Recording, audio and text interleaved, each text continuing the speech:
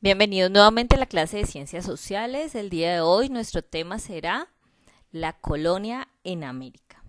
Bueno, para este tema iniciamos así. ¿Quién gobernó las tierras americanas? Pues bien, todos sabemos que España es quien lideró las colonias en América. Sin embargo, vamos a ir analizando cómo fue todo ese proceso.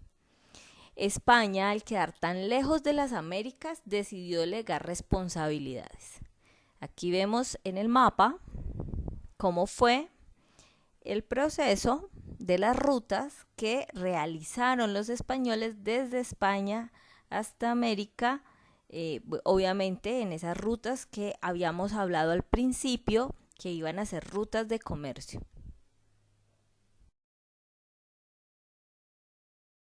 Páginas 90 y 91 del libro digital Evolución Sociales 4, nuestro libro, como ustedes ya lo saben.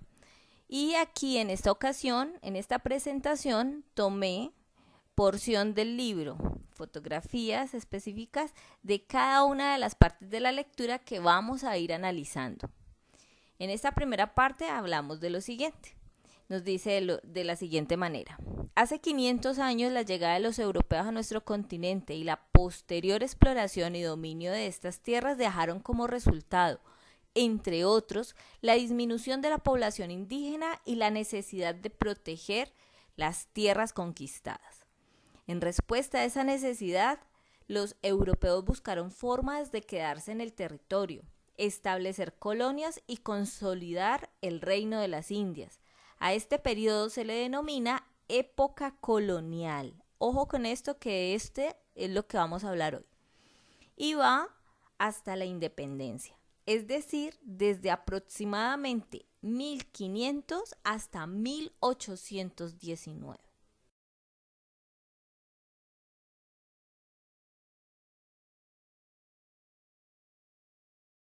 Lo mencionó la lectura, una de las situaciones generadas por los españoles a la tierra americana fue la disminución de la población indígena. Y las causas de eso fueron muchas. Entre ellas estuvo la guerra de conquistas, el contagio de enfermedades a los aborígenes, el sistema de trabajo, situación a la que no estaban acostumbrados los indígenas, y la separación de las familias. Esto generó que muchos indígenas perdieran sus familias e incluso sus vidas, fueron obligados a una cantidad de maltrato y esto llevó a que se disminuyera la población.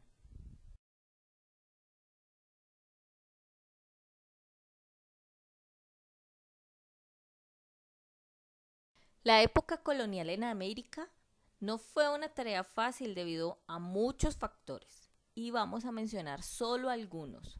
El primero de ellos, la continuidad de la guerra.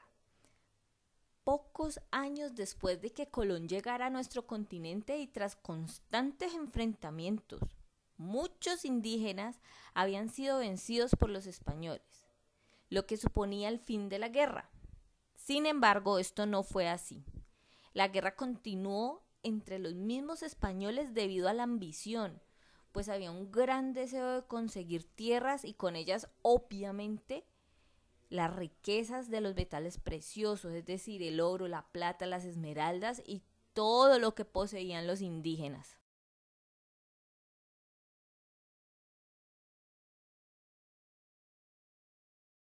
Como pueden ver, los indígenas en América eran excelentes orfebres. Habían aprendido a manejar y a diseñar el metal precioso, el que más buscaban los españoles, que era el oro. Y muchas de las esmeraldas incluso ya sabían realizar diferentes artefactos. Y bueno, esta fue una de las situaciones que llevó a que los indígenas se vieran sometidos.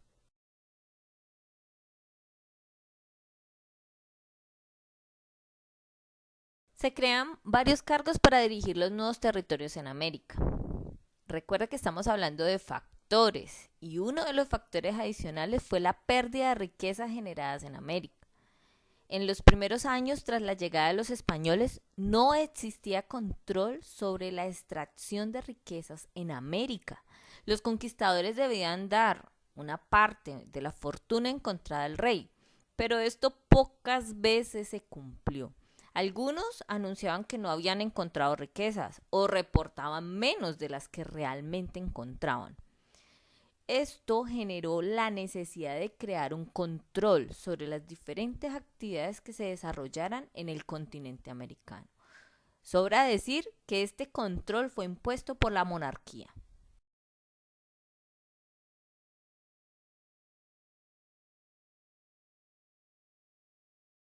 Podemos ver que bajo el régimen o control que tenían los monarcas, a España lograron llegar muchos tesoros, muchísimos tesoros, diferentes alimentos, animales e indígenas que eran ofrecidos a los reyes.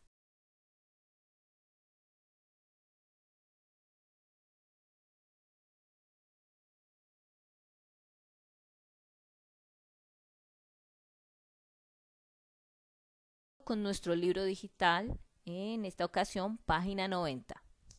Y otro de los factores de los que estamos hablando sobre el control que tenían la monarquía española de tener un orden colonial, un orden en América, de todo lo que estaba ocurriendo aquí.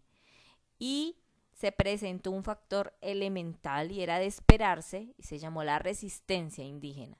Además de la guerra entre los conquistadores, muchos indígenas empezaron a rebelarse y dejaron de seguir las órdenes de los conquistadores. Unos pudieron huir hacia zonas despobladas y alejadas de la influencia española, como los llanos orientales y las partes altas de la Sierra Nevada.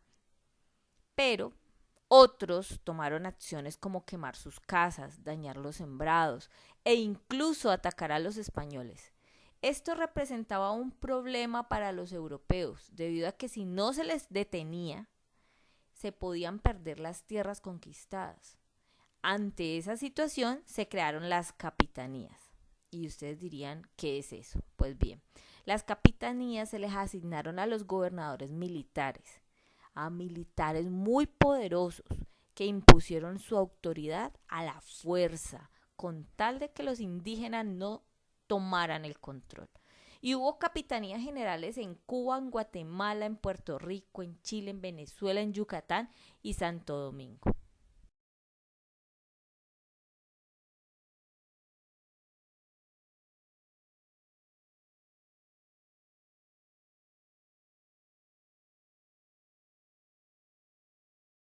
Los cargos para dirigir los nuevos territorios de América, pues fueron varios y algo que hay que tener muy en cuenta es que lo hicieron directamente españoles. Entonces, como el territorio de América era tan grande, la primera forma de organización se le llamó virreinatos. ¿Qué eran los virreinatos? Fue la división territorial, obviamente, del continente americano, de todo lo que ya habían conquistado los españoles, y esa división tenía como destino garantizar el dominio de la autoridad de la monarquía. No se podía perder el poder del rey. Quienes estaban a cargo eran las capitanías. ¿Quiénes eran las capitanías? ¿O qué función tenían las capitanías? Eso se le confería a un capitán, el capitán general, y era el que dominaba militarmente el territorio, quien tenía el control y el orden de ese territorio. Ambos, virreinatos y capitanías, estaban supervisados por las audiencias, es decir, una especie de jueces que vigilaban todo lo que ellos hacían y eran completamente fieles al rey porque el rey fue quien los colocó allí para poder tener control de todo lo que estaba pasando en América.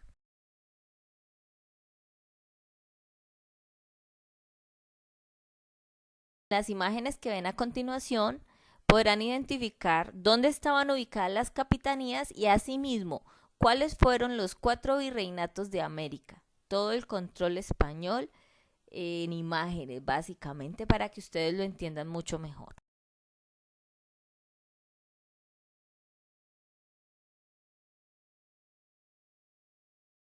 Aquí quiero destacar la resistencia indígena.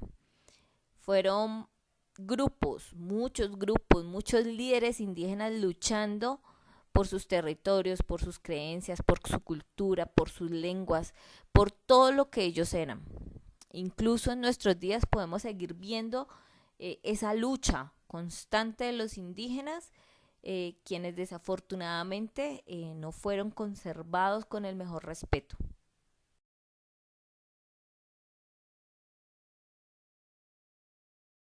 Toda la situación del territorio en América, las conquistas, definitivamente el periodo de colonización, esas guerras, esas luchas internas, esa resistencia indígena y el adicional que traen a africanos esclavos y los someten aquí en nuestro territorio, generó una escala social colonial. Esta se formaba de acuerdo al trabajo y el color de la persona. Entonces tenemos así, en la pirámide, si hacemos una pirámide, o en la primera parte encontramos a los españoles o peninsulares, así se les llamaba, y ellos eran los blancos nacidos y criados en España. Luego seguían los criollos. Los criollos eran los hijos de españoles nacidos en América. Le siguen los mestizos y mulatos. Esto fue un producto de mezclas raciales entre españoles con indígenas o con negras africanas. El producto o los hijos de ellas, el equivalente de esas razas era mestizo o era mulato. Español con indígena era mestizo. O negra con español era mulato. Y luego tenemos los indígenas, que eran los nativos de América. Este concepto sí es mucho más claro. Por último, tenemos a los negros, que eran esclavos africanos. Aquí debo hacer un paréntesis, y es que a los hijos de los esclavos, o bueno, de los negros africanos, con indígenas se les llamaba zambos. Y a de los zambos también se les ponía como esclavos. Entre razas hubo una mezcla que se llamó mestizaje.